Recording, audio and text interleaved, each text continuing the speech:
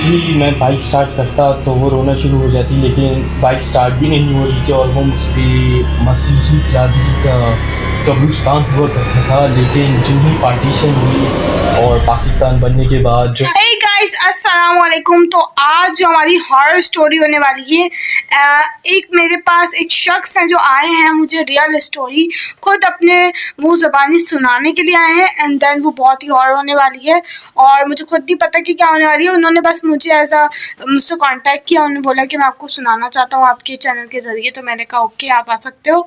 And then वो यानी मेरे रिलेटिव से ही हैं, तो उसने मैंने सोचा क्यों ना आपके साथ शेयर की जाए। ओके, तो आज की जो स्टोरी होने वाली है बहुत ही डेंजर होने वाली है, तो अपने अपने दिलों को थाम लें और जो है अपने अपने, अगर आप जैसे भी हो, यानी अगर आप लेटे हुए हो तो उठ जाओ, अगर सो रहे हो तो पहले के पहले खड़े हो जाओ भाई, क्योंकि बहुत ही आज की जो स्टोरी है वो डरावनी होने वाली है। आपके गूज़बम्स जो हैं वो खड़े हैं। स्टार्ट करते हैं आज की स्टोरी को और वेलकम करते हैं अपने गेस्ट को। तो अस्सलाम वालेकुम। तो मैं ज़रा अपना कैमरा कर लेती हूँ इस तरफ। ओके, तो आज के जो हमारे गेस्ट हैं उनका नाम मैं मेंशन नहीं कर सकती, उन्होंने मना किया है। अनोनिमस नाम है। ओके, अनोनिमस नाम है इनका। एंड देन स्टार्ट करते हैं स्टोरी। अस्सलाम वालेकुम। वालेकुम अस्सलाम।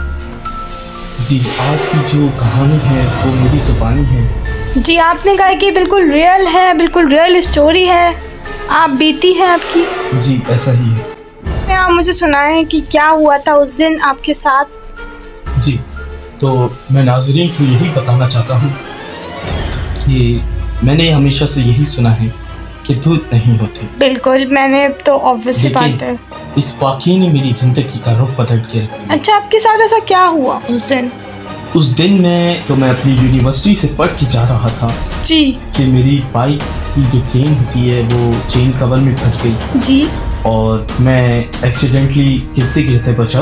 ओह, और मैं साइड पे खड़ा हो गया कि कोई हेल्प करेगा, लेकिन क्योंकि अनफॉर्चुनेटली कराची का जो ट्रैफिक है एज यू नो कि यहाँ पे बहुत मुश्किलात बिल्कुल बिल्कुल, बहुत ज़्यादा। तो वहाँ पे कोई भी मैकेनिक वगैरह नहीं था। तो मैंने अपनी मदद आपके तहत वहाँ से क्या कहते हैं अपना चेन वगैरह को मैंने सेटअप करा और मैं चल दिया अपने घर की तरफ। जी बिल्कुल।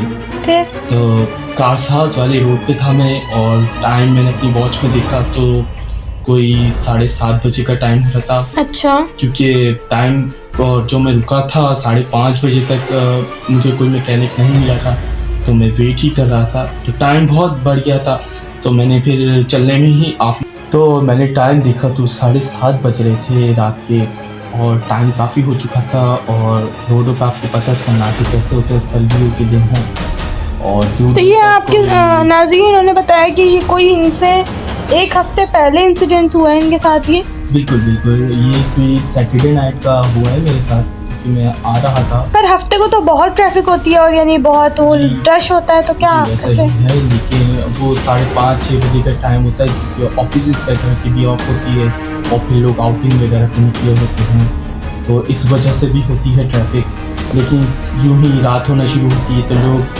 अपनी मंजिल की तरफ गामज़न हो जाते हैं। बहरहाल हुआ ये था कि टाइम चूँकि ज़्यादा हो गया था तो मेरी बाइक में और मसला ना हो इसलिए मैं स्पीड में जा रहा था।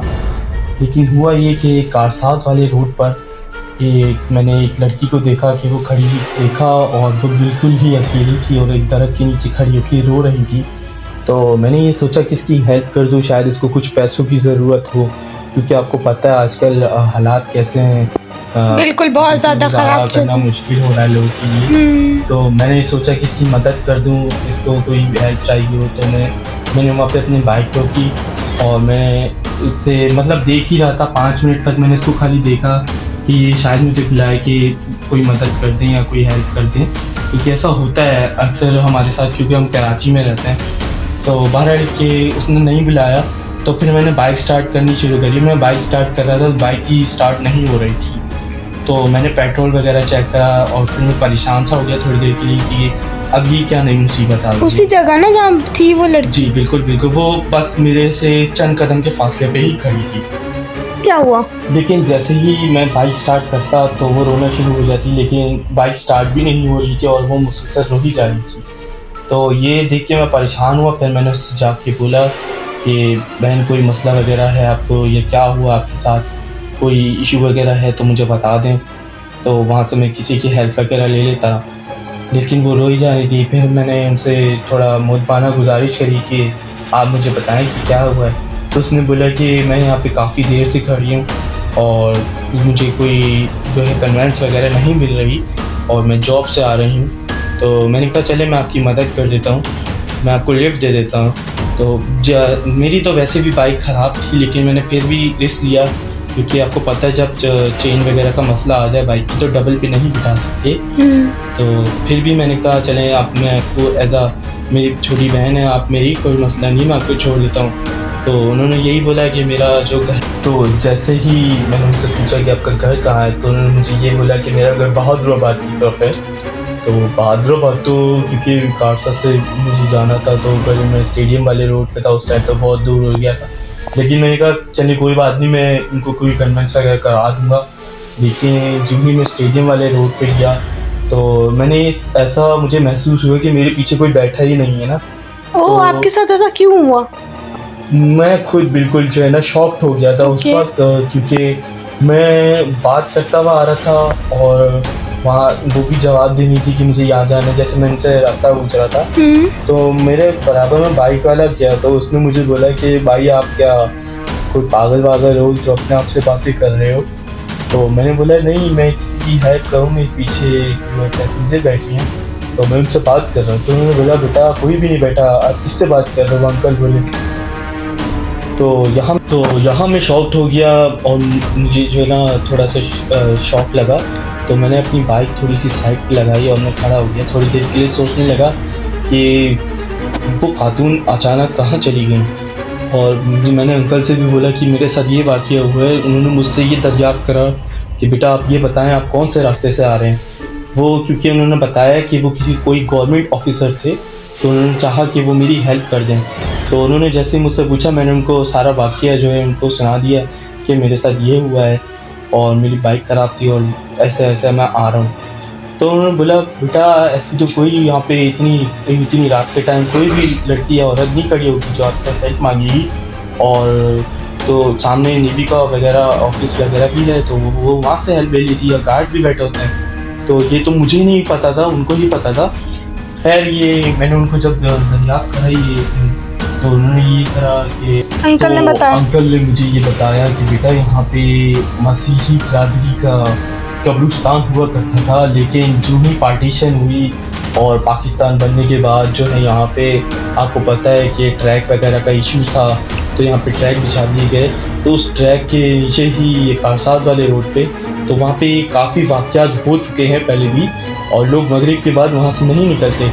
तो आप वहाँ से आ रहे थे तो वो जो चीज़ थी वो चाह रही थी कि आपको कोई क्या कहते हैं आपको कोई नुकसान पहुँचा दे।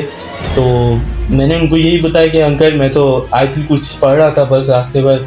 तो उन्होंने बोला ये बेटा ये आयतुल कुर्सी नहीं आपको बचा लिया है जो विर्द वगैरह आप लोग करते हैं।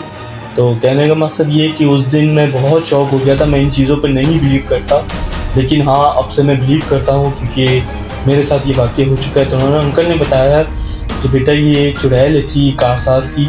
तो अच्छा ये आपके साथ बिल्कुल रियल हुआ और नाज़रीन मैं आपको ये बताना चाहती हूँ बिल्कुल असल, और इसी हफ्ते का ये वाक़या है और मेरे रिलेटिव्स में से हैं ये। इन्होंने सोचा कि क्यों ना मेरे चैनल पर की कहानी सुनाई जाए, तो इन्होंने सुनाई है। तो आप कंटिन्यू करें। जी बिल्कुल। तो उसके बाद मैं जब घर आया हूँ तो मुझे काफ़ी बुखार हो गया था इसको। तो मैंने अपनी वालदा से ये माजरा पर डिस्कस करा कि मेरे साथ ये वाक़या हुआ है। तो उन्होंने तो यही बोला कि बेटा आइंदा आप कहीं पे भी नहीं रुकेंगे और अगर आपकी बाइक में कोई इशू है तो आप पापा को कॉल करेंगे, वो आपको पिकअप करने आएंगे, कोई मसले की बात नहीं है। और दूसरे ये कि आयतुल कुर्सी पढ़ते रहें, बेड वगैरह रखें, और यही मैं सबको बोलूँगा कि उस रोड से अवॉइड करें मगरिब के बाद से जाने से, क्योंकि कारसाज पे चुड़ैल है। ओके ठीक है। तो ये मेरा जो है मेरे पर जो आप बीती थी मैंने आपको बयान कर दी, और मैं कोई मजाक नहीं है ये, जिसके साथ हुआ होता है उसी को पता होता है कि कितना देख ही सकते हैं गाइस कितनी कितनी कितनी रियल स्टोरी और कितनी उसे कहते हैं ड्रॉनी और हैंड हॉरर स्टोरी है। और ये भाई जो है ये कहते हैं कि मैं आज भी अगर वो कहानी सोच लेता हूँ, वो वाक्य सोच लेता हूँ तो मेरे गूज़बम्स खड़े हो जाते हैं। एंड देन मुझे तो खैर बहुत डर लगा। एंड देन आपने भी यही करना है, आपने आयत कुर्सी पढ़नी है जब भी आप सफ़र में हो। ज़्यादा सन्नाटी जगह पे मत रुकें क्योंकि ये हकीकत होती है। और आप कुछ बोलना चाहेंगे एंड में? मैं यही बोलूँगा जनरेशन से, जो मेरी जनरेशन है, जो मेरी यूथ है, इनसे मैं यही कहना चाहूँगा कि सेफ़ रहें, सिक्योर रहें। अगर किसी की हेल्प भी करना चाहते हैं आप, तो पहले अपने आप को देखें, उसके बाद हेल्प करें। बिल्कुल। क्योंकि अब वो टाइम नहीं रहा।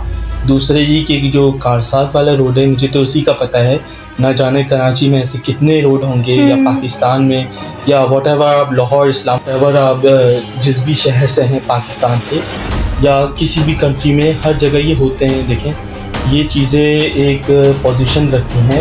इंसान है जैसे वैसे यही भी हैं, इनकी भी एक वैल्यू है, इनकी भी एक इज़्ज़त है। तो अगर आप उनको इज़्ज़त देंगे तो वो आपको इज़्ज़त देंगे, अगर आप उनको तंग करेंगे तो ज़ाहिर सी बात है वो भी आपको तंग करेंगे। तो मैं आपसे बस यही गुजारिश करूँगा कि सेफ़ रहें, सिक्योर रखें, अपना ख्याल रखें और अपने बड़ों की बात ज़रूर मानें। और एंड करते हैं वीडियो का। और एंड करते करते मैं यही कहूँगा कि इनके चैनल को सब्सक्राइब करें, घंटी की बटन को दबा दें और बेल आइकन को ज़रूर दबा दें, और ताकि आप तक सारी नोटिफिकेशन वक्त पर आती रहें और आपको ऐसी अच्छी अच्छी मालूमाती वीडियोस आप तक पहुंचती रहें। शुक्रिया। ओके, सो अल्लाह हाफिज़। ऐसी स्टोरीज़ के लिए आपने सब्सक्राइब करना है। एंड देन ये रियल स्टोरीज़ ही, तो बाय बाय।